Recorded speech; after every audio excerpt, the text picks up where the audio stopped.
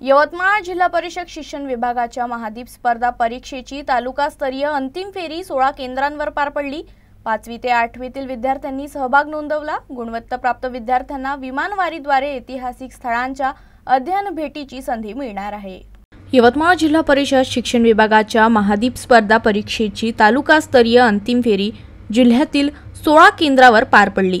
5वी ते 8वीच्या विद्यार्थ्यांमध्ये अभ्यासाची आवड आणि स्पर्धा परीक्षेची तयारी वाढवावी हा परीक्षेचा उद्देश असून यंदा मोठ्या संख्येने विद्यार्थ्यांनी सहभाग नोंदवला। पात्र विद्यार्थ्यांची निवड जिल्हास्तरीय फेरीसाठी होणार असून गुणवत्ता मिळवणाऱ्यांना विमानवारीद्वारे देशातील ऐतिहासिक स्थळांना भेट देण्याची संधी मिळेल।